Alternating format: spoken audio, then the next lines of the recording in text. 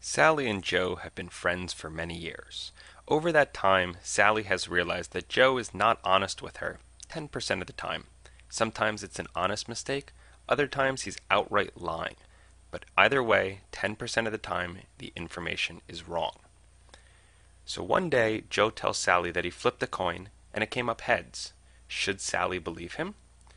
Well, there are two possibilities. One, that Joe is lying, which has a 10% chance, and two, that the coin did indeed come up heads, which has a 50% chance. Since it's more likely the coin came up heads than Joe is lying, Sally should believe him. But what if Joe tells Sally that he flipped the coin 10 times and got 10 consecutive heads? Should Sally still believe him?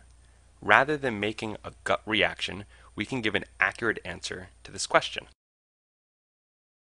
There is still a 10% chance Joe is lying, but now there's only a 0.1% chance the coin did what Joe says.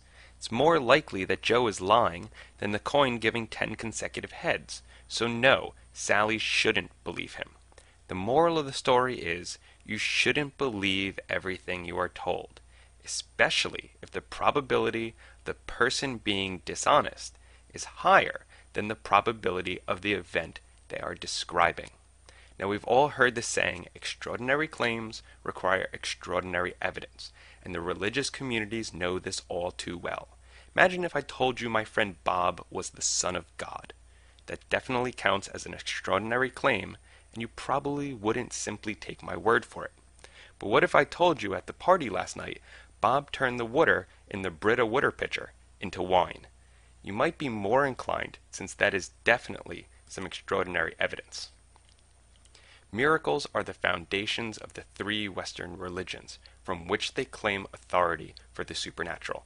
Judaism in the Old Testament is filled with stories of global floods, people surviving inside fish, and talking animals. Christianity and the New Testament contain stories of a virgin birth, water being transformed into wine, and the dead being resurrected.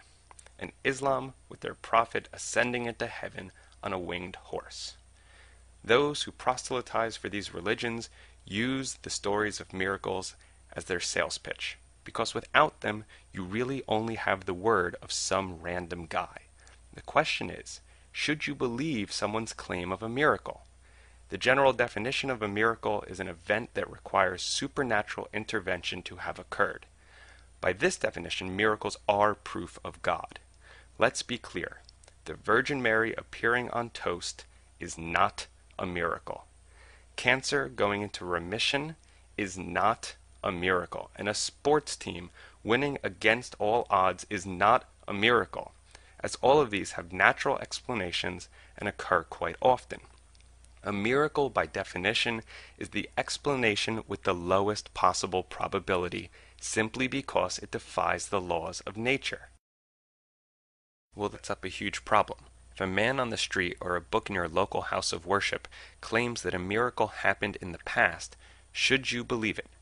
Let's disregard all the possibilities that the person or book is being intentionally dishonest for political, monetary, or personal reasons and assume they are entirely genuine, well-intentioned, and honestly believe what they are saying is true. The answer is still no. Because miracles are so unlikely to actually occur, the probability of a natural explanation, the person or book being in error, either being mistaken in what they saw, simply having been tricked, or having suffered a vivid hallucination, is always higher. When you apply logic and reason, one quickly realizes that all claims of miracles must be rejected. Even if you believe you experienced a miracle personally, it is more likely you didn't and are mistaken. Now, I'm not claiming miracles don't happen, and I'm not claiming God doesn't exist.